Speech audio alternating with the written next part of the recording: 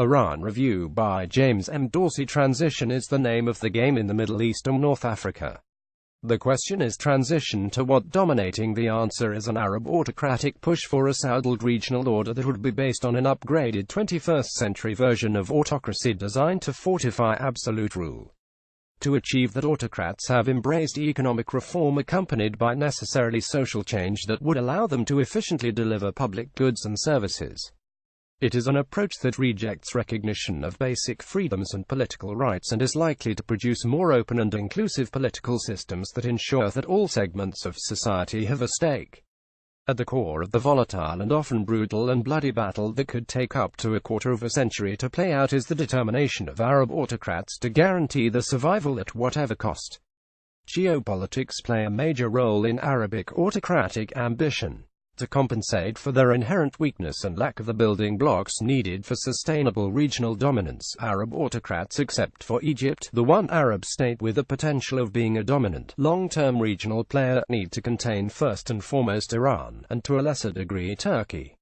It is a geopolitical struggle, dominated by the rivalry between Saudi Arabia and Iran, that has enveloped the Middle East and North Africa for almost 4 decades and progressively undermined regional stability, fueled the rise of extremism and jihadism, encouraged supremacist, intolerant and anti-pluralistic tendencies far beyond its borders in countries like Pakistan, Malaysia and Indonesia, and turned it into the most volatile, repressive, and bloody part of the world. Littered with the bodies of the dead and the dying, countries like Syria, Iraq and Yemen have been scarred for generations to come and are struggling to ensure territorial integrity against potential secessionist ethnic, regional and religious challenges. Possible US-backed Saudi efforts to destabilize Iran with attempts to stir ethnic unrest risk the Islamic Republic and Pakistan becoming the next victims. Countries such as Lebanon teeter on the brink. Restive populations meanwhile hang in the balance, hoping that their continued surrender of political rights in new social contracts unilaterally drafted by autocratic leaders will bring them greater economic opportunity. In some countries like Egypt, expectations have been dashed. In others, such as Saudi Arabia, expectations are unrealistic and poorly, if at all, managed. The successful and brutal Saudi and UAE counter-revolution has killed hopes and popular energy that exploded onto the streets of the Arab cities during the revolts of 2011 and produced tyrants and mayhem. For now, it has all but erased popular will to risk challenging autocratic rule that has failed to deliver, that has created expectations that may prove difficult to meet. That is not to say that, like in the period prior to the 2011 revolts, popular anger and frustration is not simmering.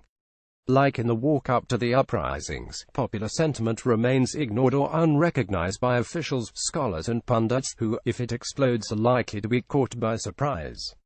No one knows whether it will explode and, if so, in what form and what might spark an explosion. It was the self-immolation of a fruit vendor in Tunisia in late 2010 that set the Middle East and North Africa alight. While history may not repeat itself literally, events 6 years later in the Rif, a rebellious region of northern Morocco, sparked by the death of Mouchine Fikri, an unemployed street merchant, suggest the writing may be on the wall. Mr. Fikri was crushed to death in a trash compactor while trying to retrieve fish confiscated by the authorities. A year of protests since Mr. Fikri's death suggests that the effectiveness of King Mohammed VI's constitutional reforms in an initially successful bid to co-opt the demonstrators, as well his support for the Rif's indigenous Berber culture and promises of state investment that would turn the region into a manufacturing hub, have either run their course or fallen short.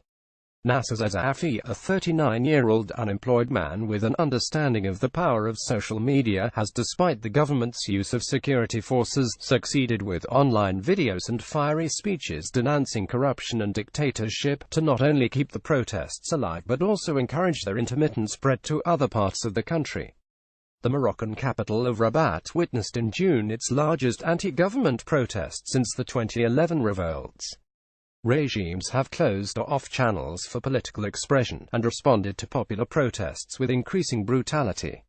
The governments of Egypt, Saudi Arabia, and, to some extent, Morocco, epitomize Arab regimes' seeming inability to escape the autocracy trap, even as current circumstances suggest that another popular awakening is imminent, said Moroccan-born former Israeli Foreign Minister Shlomo Ben-Ami. Mr. Ben-Ami's timeline may be optimistic, but the underlying message remains valid. Regime survival-driven, government-controlled economic reform that seeks to ensure that private enterprise remains dependent on the public sector, limited social reforms, exclusionary rather than inclusionary policies, and rejection of political change may buy time, but ultimately will not do the trick.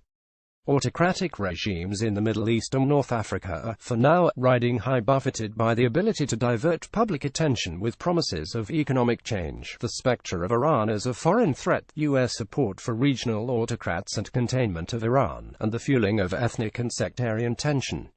At best, that buys Arab autocrats time. The risk is festering and new wounds that are likely to come to haunt them.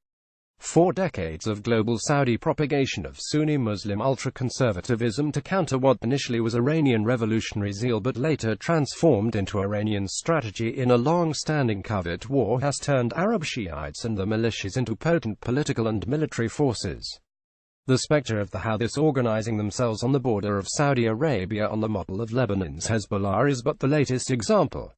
Autocratic self-preservation and the Saudi-Iranian rivalry, coupled with disastrous U.S. policies, including the 2003 invasion of Iraq, have racked countries across the region and fostered a generation of Syrians and Yemenis that is likely to be consumed by anger and frustration with the human suffering and what is likely to be a slow rebuilding of the shattered countries, whose existence in their current form and borders is at best uncertain. In short, transition in the Middle East and North Africa has deteriorated into a battle for retention of political control. It constitutes a struggle for the future of a region that with near certainty will produce more conflict as well as black swans that could create even more havoc long before it yields sustainable solutions that ensure equitable economic development and transparent and accountable rule of law. Dr. James M. Dorsey is a senior fellow at the A.S. Rajaratnam School of International Studies, co-director of the University of Würzburg's Institute for Fan Culture, and co-host of the New Books in Middle Eastern Studies podcast. James is the author of The Turbulent World of Middle East Soccer blog, a book with the same title as well as comparative political transitions between Southeast Asia and the Middle East and North Africa, co-authored with Dr. Teresita Cruz del Rosario and Shifting Sands, Essays on Sports and Politics in the Middle East and North Africa. Download.